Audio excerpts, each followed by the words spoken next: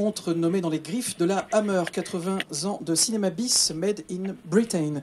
Et je vais maintenant vous demander d'accueillir, comme il se doit, les personnalités qui vont débattre dans quelques instants sur cette table, à commencer par le président du jury long métrage 2015, le réalisateur et scénariste Christophe Gans. Le journaliste et chroniqueur pour Mad Movies Rock et Folk, également sur filmotv.com, Christophe Lemaire. Le conférencier et auteur de nombreux livres sur le cinéma de genre et la Hammer, il dirige également l'intégrale de la série Midi Minuit, Nicolas Stanzik. Et pour animer cette rencontre, pour modérer cette rencontre, le programmateur en salle de cinéma, collectionneur de bobines de films vintage et instigateur des trailers de la peur ici même à Gérardmer, mesdames et messieurs, Emmanuel Rossi. Attendez, moi je me mets en costume. J'ai prévu un petit t-shirt. Regardez comme il est beau.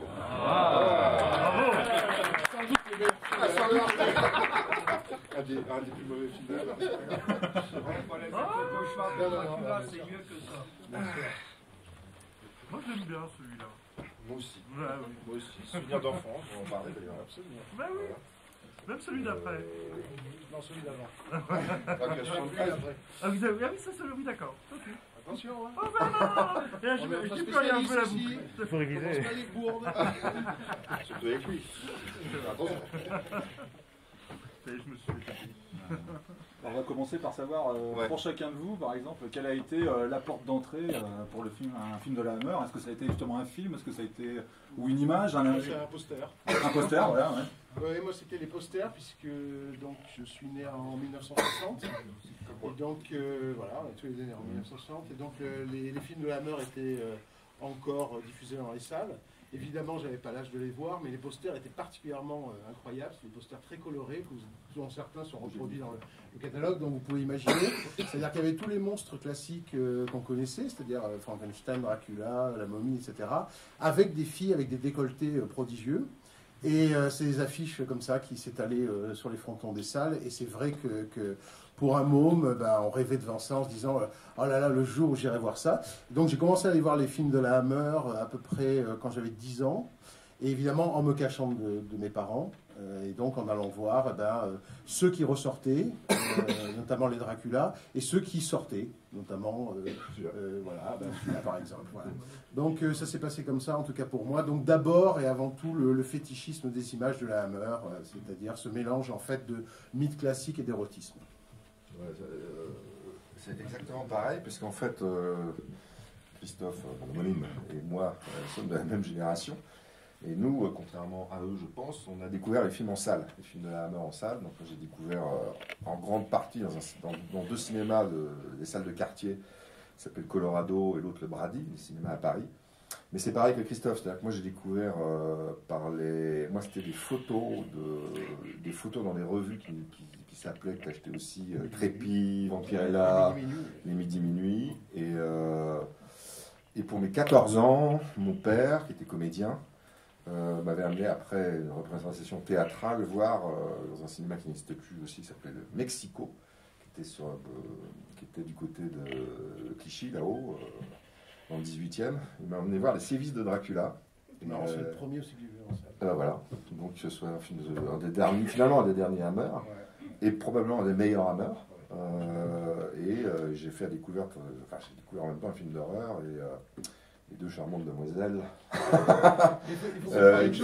Il faut comprendre une chose, c'est que les films de la Hammer, au bout d'un moment, tournaient autour d'une recette qui était imparable. Bon, outre le fait que c'était des films faits avec des couleurs extraordinaires, des décors magnifiques, avec des acteurs qui étaient à l'époque de véritables stars, notamment Christopher Lee, qui a été accueilli ici d'ailleurs, moi j'étais là cette année, et Peter Cushing, qui hélas n'est plus avec nous. Outre donc ces qualités, évidemment, une des accroches très fortes de la Hammer, c'était d'employer des starlets qui faisaient un passage dans les pages des magazines sexy anglais. Et donc, notamment dans les séries Dracula, il y avait une paire de jumelles Les sœurs Collinson. Collinson, ouais. Et donc, bon, pour les gens de notre génération, les sœurs Collinson représentent quelque chose. Voilà. Elles étaient apparues dans Playboy, les sœurs Collinson. Absolument. C'est Voilà. pas les seules starlettes de la Hammer, c'est Oh, pas les seules il y Hammer avait girls qui ont plein fait d'autres. Playboy. Mais là, c'était fabuleux. En plus, c'était des jumelles. 2 pour le prix d'une, quand même. Et voilà, et après, Nicolas.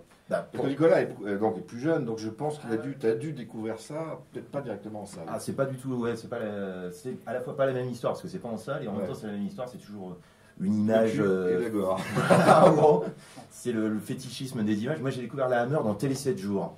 A priori, aucun rapport. Mais en fait, en 1985, le film est passé à la dernière séance, et il y avait dans Télé 7 jours un Le article. cauchemar de Dracula. Le cauchemar de Dracula. Et il y avait une affiche, c'était donc l'affiche du film, très célèbre affiche signée Guy Gérard Noël. Et moi, ça m'avait absolument fasciné parce que, à la fois, il y avait l'érotisme de l'image, effectivement, et d'autre part, c'était un héros maléfique. On pouvait être maléfique et en même temps être héroïque. Et ça, c'était très troublant pour un enfant. Et donc, j'avais 7 ans, j'étais en CP, ça passait à 22h30 un soir de semaine. Je supplie mes parents de me laisser voir le film. Évidemment, ils me disent hors de question. Et voilà, c'est le rendez-vous manqué qui fait que j'ai eu une obsession pour ça. Et par la suite, pendant des semaines, des mois, des années, je guettais toujours dans Télé 7 jours, ou Télérama, ou je ne sais plus quelle. Télérama, je doute. Télé 7 jours, c'est plus probable parce qu'il y avait Gérard Laine. Gérard Laine. Voilà, et Gérard Laine était un grand fan de la Hammer, a écrit un bouquin qui s'appelle L'horreur, avec plein de photos. Et je pense que quand il écrivait à l'époque, il devait être celui qui défendait les films de la Hammer, le cinéma bis en général.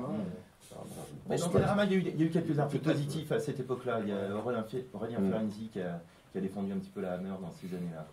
Et donc j'ai fini par voir un Hammer qui s'appelait Dracula, Prince des Ténèbres, donc la suite du cauchemar. Ça c'était en 87-88, à nouveau grâce à la dernière séance. Et ça a été vraiment la naissance d'un goût. J'ai voulu tous les voir. Après ça s'est enchaîné comme ça. Et tu les as tous vus. Bah oui, finalement. T'en as fait un livre. Voilà. Emmanuel, Je ne pose que des questions. Moi. tu sais ce que c'est la Hammer? Non, justement, je suis là pour apprendre. Non, mais justement, Nicolas, toi qui as la parole là, par exemple, est-ce que tu peux nous raconter, parce qu'on dit 80 ans d'une histoire de la Hammer, mais au final, il y a 20 ans d'âge d'or, oui, voilà. C'est vrai que la Hammer, c'est né dans les années 30, 1934.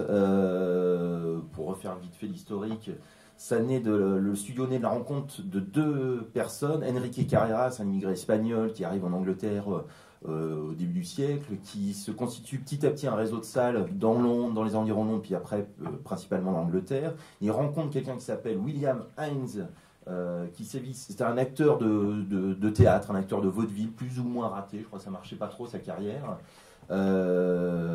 qui sévissait sous le pseudonyme Will Hammer, le nom vient de là. Ils s'associent et donc ils fondent le studio en 1934. Ils produisent quelques films dans les années 30, mais qui n'ont pas vraiment marqué, à part peut-être un film avec Bela Lugosi en 1900, Marie-Céleste, voilà, c'est ça. Ils s'arrêtent de produire pendant la guerre, ils reprennent la production en 1947, le studio se réorganise, c'est le fils de Enrique Carreras, James Carreras, et le fils de William Hines, Anthony Hines, qui prennent la relève ensemble. Et à partir de là, ils se mettent vraiment à produire énormément de films. Alors des films de complément de programme, série B, toujours des vaudevilles, mais aussi des films noirs, des drames populaires, beaucoup d'adaptations de séries radiophoniques à succès de la BBC. Il y a la série des Dick Barton détectives qui venait de la radio, par exemple. Et puis un beau jour, ils décident d'adapter une autre série radio à succès signée Nigel Neal, c'est la série Quatermass, et ça donne Quatermass Experiment, signé par Val Guest à la réalisation en 1955. Et là, c'est le début vraiment de... C'est un carton.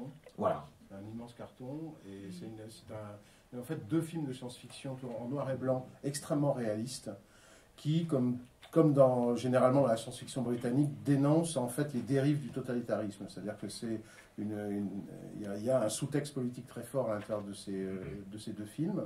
Néanmoins, il y a des créatures.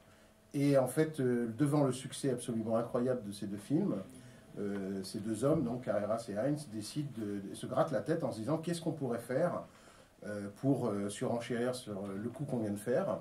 En plus, c'est un moment où le studio va pas très bien, c'est-à-dire que vraiment c'est une question de survie. Et puis, il décide de se lancer dans l'adaptation en couleur, parce que ça, c'est vraiment le grand truc, en couleur, des grands mythes du fantastique, qui étaient notamment très populaires dans les années 40 aux États-Unis, notamment grâce au studio Universal. Et donc, c'est-à-dire Dracula, Frankenstein, etc. Mais ça a d'abord été Frankenstein, quand même. Voilà, ça a d'abord été Dracula, Frankenstein. c'est pas venu tout de suite. C'est parce qu'il y a ce Frankenstein Voilà. qui a un énorme succès en 57 que tout d'un coup, Voilà. la Universal va céder les droits. Mais à la base, la raison pour laquelle il se lance dans le Frankenstein, c'est parce que le roman est libre de droit cette année-là. Tout à fait. Il ne l'aurait pas fait s'il avait fallu payer quelque chose. Parce qu'avec la Hammer, on est dans une économie tout petit minimaliste. budget, quoi. Voilà. Et ils vont chercher un metteur en scène qui est un metteur en scène quasiment sur le retour. C'est-à-dire un type qui a largement plus de 55 ans et qui est un peu, qui a fait des films noirs, des choses comme ça. Il a fait un bon film dans sa vie, qu'il n'a même pas eu malheureusement la chance de signer tout seul. Il l'a co-signé. C'est un très joli film. Et en tout cas, voilà, sa carrière est pratiquement sur le déclin. Et on lui confie donc la réalisation de Frankenstein s'est échappé. Ce type s'appelle Terence Fisher. Et du jour au lendemain, il va devenir la superstar donc des metteurs en scène du cinéma d'horreur. Le film est un carton mondial. C'est comme une traînée de poudre. cette année-là, au box-office, Frankenstein s'est échappé, bat Le Pont de la rivière Kwai de David Lean. C'est tout dire. Voilà. Et ce type, ce metteur en scène âgé, se retrouve donc avec carrément une sorte il représente une vogue à lui tout seul.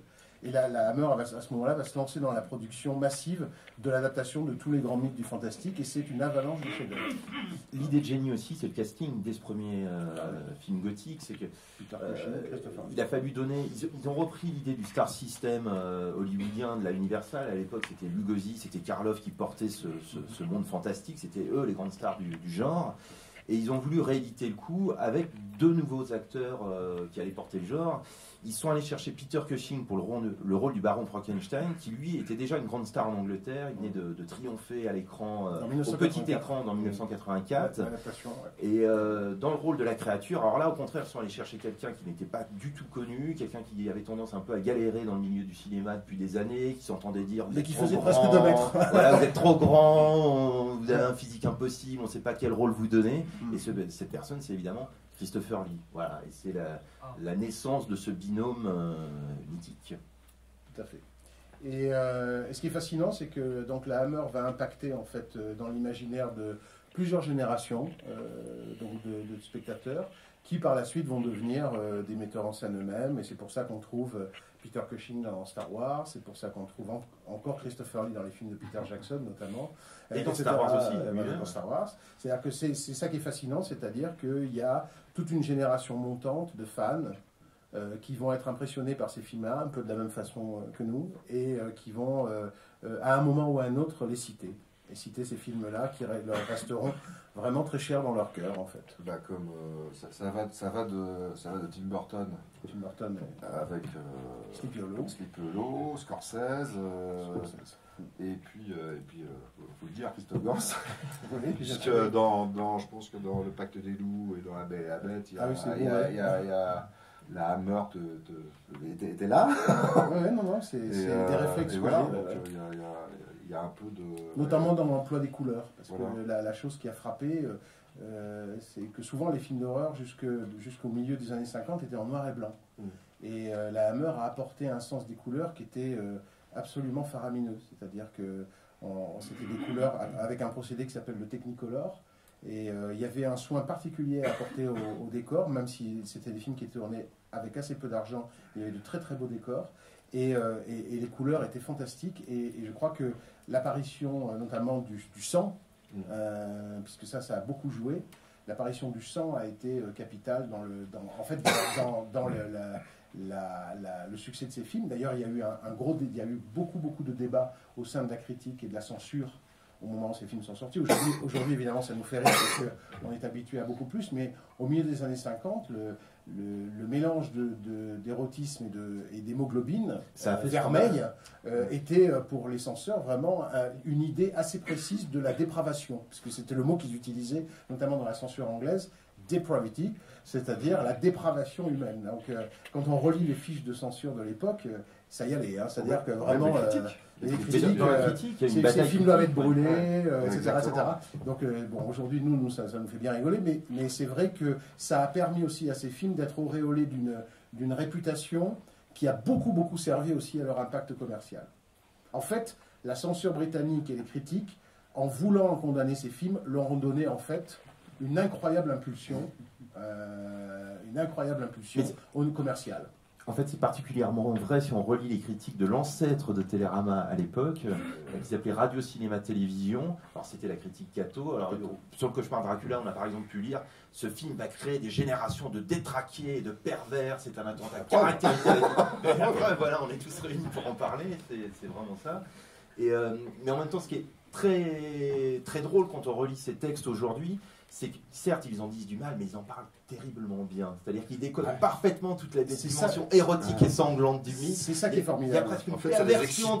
Voilà, c'est-à-dire ils étaient tellement titillés par ce qu'ils voyaient à l'écran que c'était insupportable pour eux. C'est un des grands paradoxes de la critique catholique, c'est-à-dire qu'en fait, ces films fonctionnaient à deux niveaux. Il y avait le niveau premier, qui était donc très spectaculaire, comme ça, très sensuel, et puis il y avait ce que ces films prétendaient être, c'est-à-dire des films finalement assez libertariens, je veux dire, c'est-à-dire où l'homme dedans essayait d'être un dieu, notamment le baron Frankenstein, qui en créant sa créature essaie littéralement de se hisser à un niveau divin, où effectivement le mal revêt des aspects extrêmement séduisants, évidemment la série Dracula, et ainsi de suite. Et la critique catholique avait cela de bien, c'est qu'elle était absolument branchée sur la signification profonde de ces films.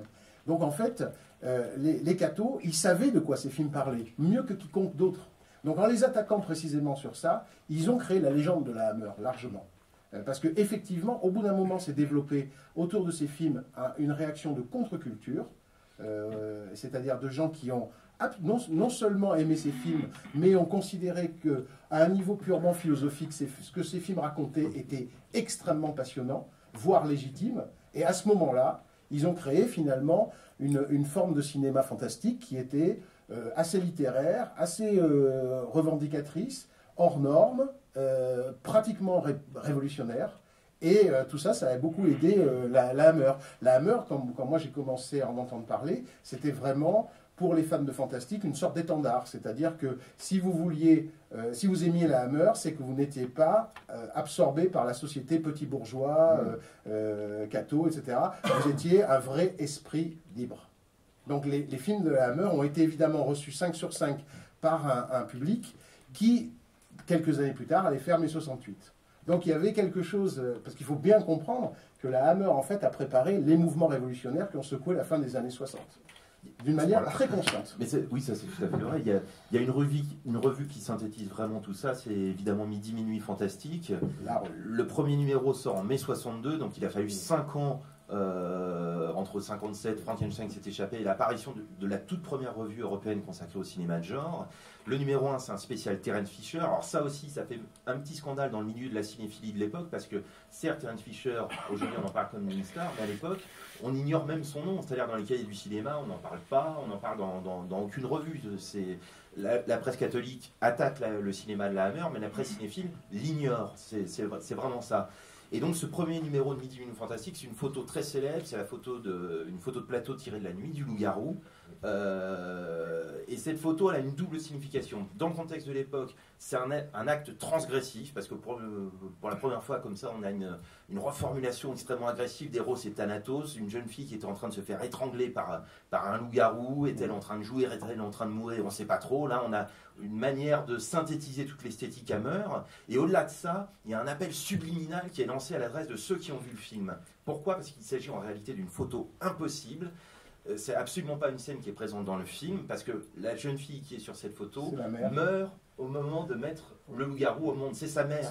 Et ceux qui ont vu le film comprennent qu'il s'agit d'une provocation incestueuse. Si bien que ceux qui achètent le numéro 1 de Midi Minuit à ce moment-là, en connaissance de cause, eh bien, pour eux, c'est un signe de ralliement, c'est une manière de désigner un cinéma dont on n'a jamais parlé, le cinéma d'horreur, le cinéma fantastique, et une manière de le regarder, se focaliser sur sa dimension transgressive, sur sa dimension subversive, et ça, c'est la naissance de la cinéphilie fantastique, le goût des mythes allié à celui de la subversion. C'est un acte révolutionnaire, et c'est une proclamation d'un jouir sans entrave cinéphile, et de fait, voilà, ça mène à... En fait, ce qui est intéressant, c'est que, évidemment, tout ce qui vient d'être dit là peut s'appliquer également au rock. Puisque, évidemment, parallèle à la Hammer, et venant aussi d'Angleterre, il y a les Rolling Stones. C'est-à-dire que tout ça va de pair. Ce que veut dire les films de la Hammer, c'est exactement ce que veut dire aussi Mick Jagger. Parce que je veux dire, d'une certaine manière, tout ça avance sur un seul front, qui est effectivement remettre en question les dogmes de la société tels qu'on veut nous les imposer, et évidemment va conduire je dis bien, à la rébellion de la fin des années 60. Donc en fait, la Hammer participe. Et ce qui est drôle, c'est que la Hammer est faite par des messieurs vénérables, par des gens, je dis bien, qui sont des vieux messieurs, et qui se retrouvent d'une certaine manière devenant des icônes révolutionnaires aux côtés de Mick Jagger ou de John Lennon. C'est ça qui est vraiment très intéressant, c'est-à-dire que de l'Angleterre, grâce au rock et grâce au cinéma de la Hammer, est arrivé quelque chose qui est vraiment la contre-culture. Mais de ce point de vue-là, le premier signe de ce bouleversement, Totalement. Le cauchemar de Dracula, c'est comme I Can Get No Satisfaction, ce sont deux appels à l'orgasme, ni plus ni moins, c'est vraiment ça. Et si on prend le rôle des monstres dans ces films, c'est vraiment des monstres qui mettent à mal les valeurs victoriennes, à savoir la phobie sexuelle, l'hypocrisie bourgeoise, le pouvoir de l'Église, etc. etc. Le pouvoir des parents. Le pouvoir des parents, voilà. Toujours remis en question dans les films de la Hammer. Ouais. Et du coup, quelque part, c'est une manière de critiquer un certain nombre de valeurs, mais qui ont toujours cours, en réalité, dans l'Angleterre des années 60. C'est les derniers soubresauts des valeurs victoriennes. Et vraiment, le premier signe de cette mutation, ce sont ces films-là. D'ailleurs, on peut dire que ce qui enterre la Hammer, au moment où tout va mal, c'est l'arrivée de Margaret Thatcher. C'est-à-dire que d'une certaine manière, il y a un moment où effectivement l'Angleterre revire et retombe finalement dans le conformisme. Et très curieusement, les derniers films de la Hammer sont contemporains de l'arrivée de Margaret Thatcher. Donc d'une manière ou d'une autre, il y a des cycles comme ça, qui sont des cycles à la fois esthétiques, artistiques, mais également politiques, et qui sont perceptibles dans les films de la Hammer. Est-ce que par exemple, alors je ne sais pas s'il marche, mais bon, je vais vous demander, mais qu'est-ce qui justement a participé à la chute de la Hammer? Qu'est-ce que, à la limite, il y a aussi il y a des problèmes de la société, mais est-ce qu'il n'y a pas aussi, elle n'a pas raté un virage peut-être? Mais non, bien sûr, elle rate des virages. Le problème, c'est que la Hammer, en fait, envoie une impulsion à l'intérieur du cinéma fantastique, elle crée un mouvement, elle crée un appel. Et évidemment, les gens se mettent à surenchérir sur ce que la Hammer a amené, et au bout d'un moment, la Hammer est dépassée finalement par le mouvement qu'elle a créé, et elle est rattrapée par la vague, submergée par la vague, et puis elle n'a pas les bons réflexes pour pouvoir monter sur la vague suivante. On sait par exemple que la Hammer aurait dû essayer de produire un film comme Rosemary's Baby, par exemple. Mais voilà, elle voit passer le train, mais elle n'est pas capable à ce moment-là de monter dans les choses qu'elle a elle-même créées. Quand Roman Polanski fait Le Bal des Vampires, qui est un hommage amusé au film de la Hammer, alors là littéralement, je crois que tout le monde ici a vu Le Bal des Vampires. Le Bal des Vampires, c'est un clin d'œil au film de la Hammer, mais d'une certaine manière, c'est finalement une façon de renvoyer la Hammer dans le passé. Je veux dire, ce film est un immense succès et passe, et peut-être que c'est la Hammer qui aurait dû produire Le Bal des Vampires. Ah oui, mais c'est un des premiers films postmodernes d'ailleurs dans l'histoire du genre, parce que Roman Polanski a eu l'idée du film notamment en allant au midi-minuit, à l'époque où il vivait à Paris, où il allait voir les films de la Hammer, Les Maîtresses de Dracula, Le Baiser du Vampire, et c'est parce qu'il y allait s'amuser avec ses amis, voir ces films-là, qu'un jour il s'est dit, mais pourquoi pas faire un film directement drôle sur et donc c'est une manière de reformuler ses émotions cinéphiles. Et donc on a déjà un glissement. Et le cinéma d'horreur devient mainstream aussi à l'époque, puisque la Malédiction sort, l'Exorciste sort. L'Exorciste est vraiment le premier vraiment gros clou dans le cercueil de la Hammer.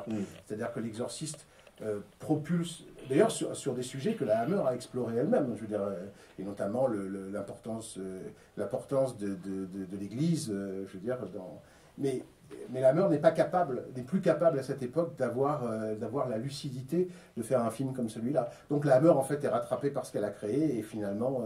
Et sur la fin, ils ont quand même essayé d'y aller. Ils ont rajouté un peu plus de sexe qu'il y en avait qui était voilà, sur la. Généralement, c'est mauvais signe. Et en même temps, plus de sang. Et il y avait aussi comme il y a eu la vague justement, ils ont essayé de flirter. Il y a eu la vague des films de la Shaw Brothers et des Kung Fu qui sont arrivés, et ils ont fait une association improbable avec la Shaw Brothers. en faisant ce film que moi j'adore, un film fétiche d'enfance aussi, qui s'appelle Les 7 vampires d'or. Dans lequel Dracula se bat contre voilà. des karatékas. Voilà. Mais c'est ça qui en fait, ils essayent de rester sur leurs fondamentaux, mais ils sont incapables finalement de voir au-delà de leurs fondamentaux. Mais je dirais que de toute façon, c'est dans tous les grands mouvements artistiques, c'est ce qui arrive. Je veux dire, voilà, ils ont connu un âge d'or, mais on se souvient d'ailleurs de cet âge d'or, tous. Mais voilà, dans le cinéma, tout est amené à se démoder à un moment ou à un autre. Il y a eu une période de décadence, ça c'est sûr, mais du coup, dans certains cas, ça a donné des grands films décadents quand même. Si on prend la variation de Roy Ward Baker sur Jekyll et Hyde, ça donne Dr. Jekyll et Sister Hyde, une variation transsexuelle du mythe qui est absolument formidable. Ouais, c'est un chef-d'œuvre, c'est un très grand film, quoi. On parlait de la Hammer, donc la Hammer c'est aussi en fait c'est un mythe. Devenait assistant et ainsi de suite. Donc c'était une affaire familiale. Et le succès ne les a absolument pas, n'a pas fait changer en fait ce mode. Donc jusqu'au bout, en fait, c'est resté une affaire de famille. Y compris auprès du spectateur, qui avait l'impression de faire partie de cette famille. Tout à fait. Comme nous. Oui, parce que c'est un univers extrêmement cohérent d'un film à l'autre. On a toujours l'impression de rentrer dans la même taverne, rentrer dans le même château, on retrouve la même colonne, pas configurée de la même manière, mais dans un château, à chaque changement de château, le même second couteau, Michael Reiter, voilà, de film en film, et c'est parce que c'était les mêmes techniciens aussi. Et on y allait aussi pour ça, pour retrouver cette photo particulière, ces décors particuliers, voilà, ces scénarios particuliers, et on était en famille. Comme aujourd'hui, quand tu regardes, en fait, moi j'ai cette sensation-là aujourd'hui quand je regarde des séries télé. Si tu regardes Les Sopranos, tu as l'impression de faire partie de la famille. Et ben, à l'époque de la Hammer, c'était pareil. Créateur de forme, si on prend son Dracula, pour la première fois, on a un Dracula qui apparaît comme ça en gros plan, avec les canines proéminentes, les babines sanguinolentes, et ça c'était une image d'une violence inédite dans le contexte de l'époque. Ça rompait complètement avec l'esthétique du vampire qu'on connaissait jusque-là, qui venait de la Universal, etc. Et du coup, chez lui, le sang, ça renvoie toujours à l'idée de pulsion essentiellement sexuelle. Et c'est ce qui a fait écrire, par exemple, à Gilles Deleuze, quand même, dans l'image mouvement, si je ne dis pas de bêtises, dans l'image mouvement, que le cauchemar Dracula, c'est ce qui a fait passer le film de terreur de l'expressionnisme au naturalisme. Voilà. On retrouve la même chose dans le mythe des Frankenstein avec Fischer. La variation de Frankenstein, c'est vraiment quelque chose d'extrêmement passionnant dans les films de Fischer. Parce que là aussi, on a une rupture totale avec le classicisme du mythe. Jusque-là, on avait un baron Frankenstein qui se prenait pour Dieu et qui comprenait qu'il ne fallait pas se prendre pour Dieu et qui comprenait la dimension blasphématoire de ses actes. Avec Terence Fisher, rien de tout ça, on a une version matérialiste et athée du mythe. Le baron Frankenstein, incarné par Peter Cushing, c'est quelqu'un qui se contrefiche de Dieu. Et d'ailleurs, de ce point de vue-là, le film peut-être le plus exemplaire, ce serait le deuxième, La Revanche de Frankenstein. Frankenstein est dans une prison, il est censé se faire exécuter, guillotiner pour le monstre qu'il a créé dans l'épisode précédent. En fin de compte, c'est un curé qui est exécuté à sa place, donc voilà, c'est extrêmement explicite. Et à la fin du film, Frankenstein crée un corps à sa propre image, et il arrive à se faire greffer son propre cerveau dans ce corps, si bien que Frankenstein crée Frankenstein, l'homme crée l'homme, et Dieu est définitivement mort. Voilà. Et du coup, ce qui est passionnant, là encore, avec cette esthétique sanglante, c'est que le sang dans ces films-là renvoie cette fois à la notion d'identité. C'est parce que la créature était toujours dépourvue finalement d'une identité que c'est un monstre. Voilà. Et du coup, on a une espèce de passage à l'âge adulte du mythe de ce point de vue-là. Et tout ce traitement des mythes par Terence Fisher, c'est quelque chose qui a rendu possible, je pense, l'émergence de cinéastes par la suite comme Romero, comme Toby Hooper, La Nuit des Morts Vivants ou Massacre à la tronçonneuse. Ce sont des films qui puisent dans ce matérialisme fantastique. Absolument. On n'est plus dans les mythologies classiques avec le Dracula avec sa cape, on est effectivement dans quelque chose d'actuel, de moderne, mais néanmoins, on est dans ce même traitement matérialiste et athée des mythes. Absolument. Et ça, c'est vraiment l'héritage d'un grand auteur de cinéma, Fisher. Voilà. Une autre question ? Si vous avez des questions, sinon... oui, allez. Sans remettre en cause l'originalité de la Hammer à l'époque, ils sont aussi, me semble-t-il... Légendes, etc. C'est-à-dire qu'il y a toujours eu en France la tentative un peu de rationaliser ça. C'est-à-dire de mettre une espèce de carcan je veux dire, cartésien sur tout ça.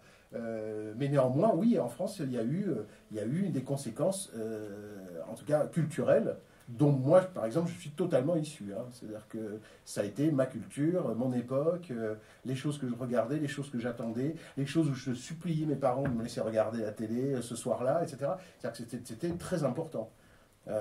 C'était le fantastique à l'époque, c'était quelque chose de spécial. Je vais faire une parenthèse, excuse-moi, mais justement, est-ce qu'on ne peut pas dire que par exemple Starfix, c'est un prolongement du Midi Minuit fantastique? De toute façon, Midi Minuit a toujours été ma revue favorite de cinéma en France. Est-ce que vous avez enclenché après dans les années 80? Moi, je dirais que quand j'ai créé Starfix, il y avait à la fois l'héritage de Midi Minuit et sans doute l'héritage aussi de Rolling Stone, que je lisais donc dans la version américaine à l'époque. C'est-à-dire c'est le mélange entre une cinéphilie transgressive et très violemment à la marge, c'est-à-dire qui s'attaque littéralement à tout ce qui n'est pas finalement révolutionnaire, contre-culturel, etc. Et la façon d'écrire que, évidemment, nous, on avait puisé dans Rolling Stone, et dans lequel puisaient déjà, par exemple, des revues comme Metal Hurlant, déjà, hein, à l'époque. Donc c'était un mouvement, là aussi, assez massif. Ça a été une attaque en règle, en fait, de tout ce qui était représenté, notamment par Télérama. C'est clair. Ouais. Qui était la revue du diable, pour moi. La revue de Torquemada, le grand inquisiteur. Il fallait qu'on la batte, ce truc. Ça, c'est vrai. Absolument. J'ajouterais par rapport à le fait que la France cherchait à rationaliser les choses pour les rendre acceptables, la différence peut-être aussi par rapport à des pays comme l'Italie, les États-Unis, c'est peut-être aussi dans le rapport au genre. Et ce qui est intéressant, c'est que la Hammer a posé la question du genre en France. Parce qu'en fin de compte, du fantastique français, il y en a quand même toujours eu. Depuis Méliès, il y a eu Feuillade, il y a Carnet, Prévert, Franju, etc. Voilà, il y a toujours eu un fantastique français. Mais néanmoins, les films n'étaient jamais reçus ou pensés comme des films fantastiques. C'était toujours mis en dehors d'une culture du genre. On s'intéresse à Cocteau pour Cocteau, on s'intéresse à Feuillade pour Feuillade, mais pas pour un genre fantastique. Et de manière évidente, quand les films de la Hammer sont arrivés en France, alors il y a eu cette réaction critique d'abord très négative, mais ça marchait au box-office. Donc du coup, ça a fait débat. Et la question qui s'est posée, c'est vraiment la question du genre. Et c'est à partir de là que les uns et les autres se sont déterminés, je crois. Vous avez une question? Oui, moi je voulais savoir par rapport au studio Amicus. Est-ce que c'était Et avec un fond culturel qui était, lui, importé des États-Unis. Parce que pour une raison assez simple, c'est que les films de la Hammer marchant aux États-Unis, bah, simplement, ça a provoqué un appel d'air et des financiers ont commencé à s'intéresser à ça. Mais par exemple, là, il y avait le studio qui s'appelait American International Pictures, donc AIP, qui continue à inviter Christopher Lee dans ses films. C'est un héritage que dans Star Wars, qui est sans doute la plus grande machine de pop culture, je veux dire, récente américaine, le méchant a été incarné par Peter Cushing dès le premier épisode. Bon, bah, il est clair que la Hammer, c'était pas seulement utiliser cet acteur en particulier, c'était en fait faire allégeance à l'héritage de la Hammer.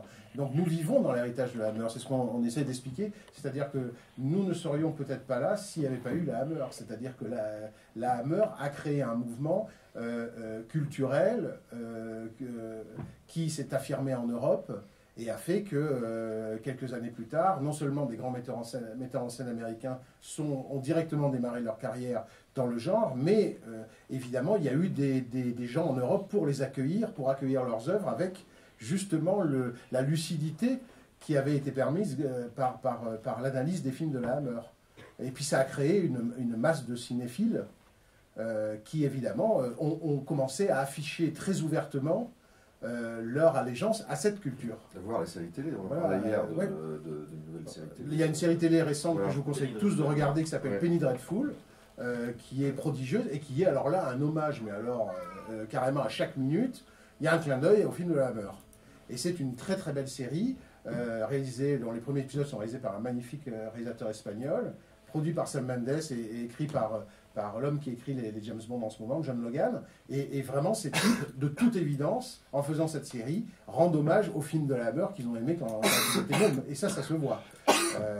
Et je crois que c'est un exemple comme d'autres. C'est-à-dire que tout ça, aujourd'hui, c'est très difficile de démêler très précisément ce que la Hammer a amené, parce que ça s'est répandu, je dis bien, comme une tache d'huile. C'est-à-dire qu'aujourd'hui, nous vivons dans la réalité d'après la Hammer. Je ne sais pas, mais c'est vrai.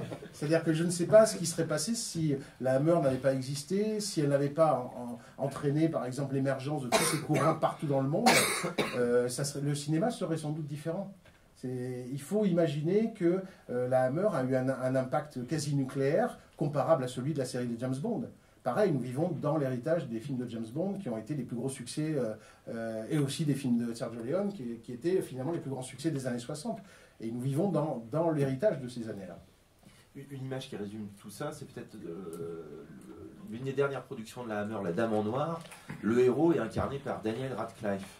Et ça, c'est une idée extrêmement intelligente, Magnifique. il me semble, parce que prendre Harry Potter pour le retour de la Hammer, c'est une manière de dire que Harry Potter n'existerait pas au cinéma avec Totalement. le succès qu'on connaît. Voilà, Harry Potter domine le box-office, le fantastique grand public aujourd'hui domine le box-office. Ça n'existerait pas s'il n'y avait pas eu un fantastique populaire dans les années 60 qui s'est imposé. Voilà, ça c'est vraiment l'héritage de la Hammer. D'ailleurs, quand on regarde les Harry Potter, la façon dont les décors sont construits, dire qu'elles sont tout de suite animées par des pulsions qu'elles revendiquent et qu'elles sont absolument fières d'étaler comme ça, directement.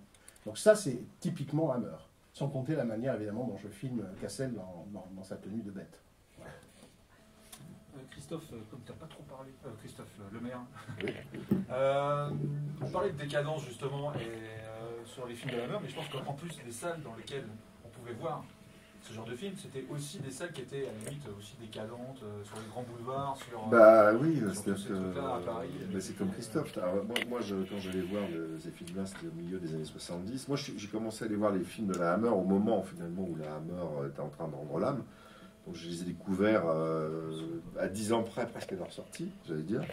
Et oui, moi je les voyais en salle, donc c'est vraiment, enfin Christophe sera d'accord, je pense que c'est vraiment un tout autre rapport de découvrir des films en salle que de les découvrir en DVD ou en VHS chez soi. VHS, ça n'existe plus, mais chez soi. Et j'avais toujours cette sensation, quand j'allais voir, pas que des films de la Hammer, d'ailleurs, principalement, puisque quand j'allais au Brady, au Colorado, les premières années, mais les années 70, il y avait une programmation sur deux, c'était les films de la Hammer, de rentrer dans un train fantôme, en fait. De rentrer, mais vraiment de basculer, c'est-à-dire qu'au moment où je rentrais dans la salle, je basculais dans une autre dimension.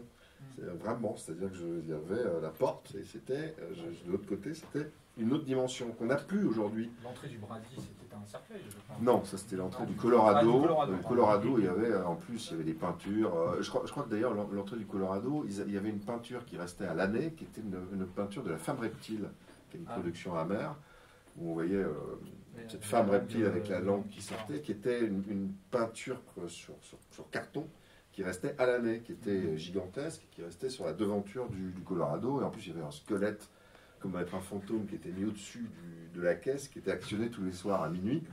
C'était les séances de minuit, donc tu rentrais, tu avais le cercueil qui s'ouvrait et le squelette qui faisait pour rentrer là-dedans à 12 ans, bonne chance, tu vois. D'ailleurs, je pense que les gens ont besoin de ça, parce que quand on démarre un film ici, il y a l'autre zouave qui rigole là, derrière. Et en fait, moi je trouve ça bien, parce que finalement, c'est le train fantôme, il a besoin de ça. Il a besoin à un moment donné de créer cette ambiance ricadante, sardonique, comme dans un train fantôme. Et aujourd'hui, il n'y a plus les devantures avec les squelettes en carton, mais il y a le type qui rigole derrière d'une manière démente. Ah, c'est un peu la même chose. Et ce qui est très bizarre aussi avec les films Hammer, quand j'y réfléchis, c'est avec le recul, quand on me dit le mot Hammer, je pense toujours, bizarrement, je ne sais pas pourquoi, je pense à des films très, très calmes. C'est bizarre, très posés, très feutrés. Et quand Nicolas m'avait interviewé pour son livre sur la Hammer, j'avais repris une expression que Christophe disait, et qui était vraie, c'est que quand tu vas voir un film Hammer, en fait, tu mets tes pieds dans des chaussons et tu fumes la pipe devant leur feu de cheminée avec un et tu es bien parce que tout d'un coup tu retrouves encore une fois on en parlait tu retrouves une famille, tu sais que tu vas retrouver Bernard Robinson au décor, la musique, le Jack Asher James Bernard à la musique, Jack Asher à la photo, Michael Ripper qui était le figurant de la Hammer avec One Cadre, toujours en train de faire le cocher ou de boire le tenancier, voilà. Et voilà, tu rentres dans un endroit dont tu te dis qui t'appartient à toi et à quelques autres, mais pas à plus, tu vois. Alors qu'aujourd'hui, quand tu vois un DVD ou tu vois un film sur le câble, c'est plus flou, ça appartient à tout le monde. Et il y avait ce côté-là à l'époque, d'autant plus quand tu allais dans les salles de quartier, où tu devais braver évidemment les mecs qui se branlaient, les mecs qui prenaient de la coke dans les chiottes, c'était un parcours du combattant aussi.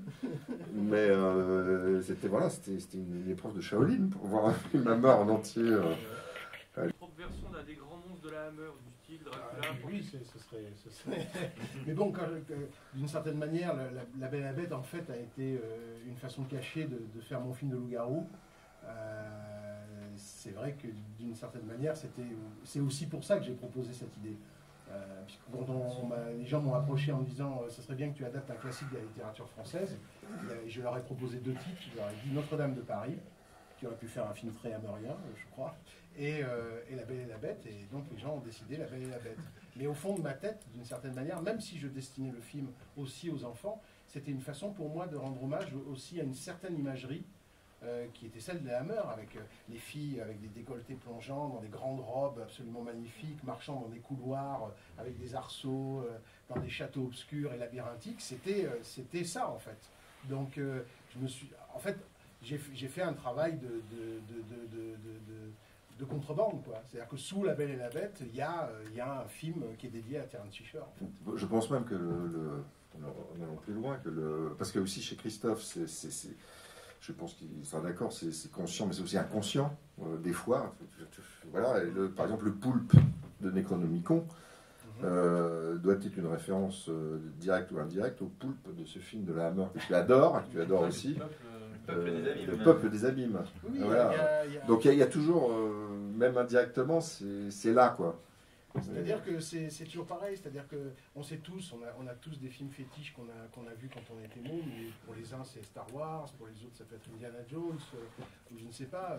Et en fait on se souvient tous de ces films avec quelque chose qui n'a rien de comparable avec les films qu'on aime aujourd'hui en tant qu'adulte, etc. Ils sont auréolés de quelque chose qui est spécial.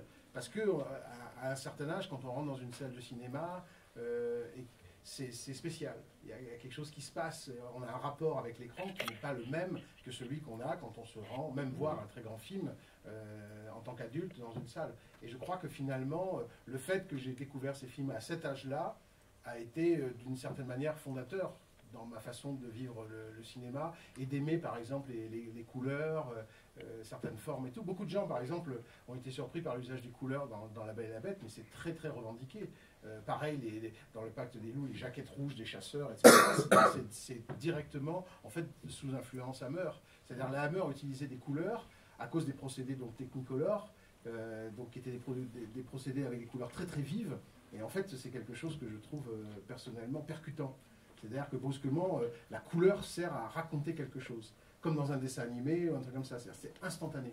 Et ça, c'est quelque chose que la Hammer pratiquait. Et aujourd'hui, on a tendance à faire des films sans couleur, qui sont un peu grisâtres. Les films de fantômes aujourd'hui sont toujours un peu grisâtres pour moi. Ils sont toujours, on distingue pas les couleurs, par exemple, d'un arbre à côté de la couleur d'une muraille.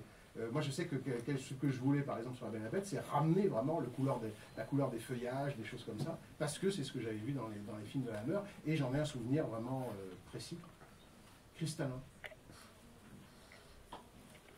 Là de Coppola, vous compris, ont voulu revisiter les mythes du fantastique. Il y a eu le Kenneth Branagh, et le Stephen Frears. Qu'est-ce que vous avez pensé de cette vague-là? Moi, j'ai aimé le Stephen Frears. Vous avez aimé le Stephen Frears? Plus que les deux autres, beaucoup plus que les deux autres. Moi j'aime le Branagh, mais... Ouais, bon, toutes mes condoléances. Non, il y a un grand escalier dans le Branagh qui est super. Non, mais ça, des escaliers, on en voit partout. Mais,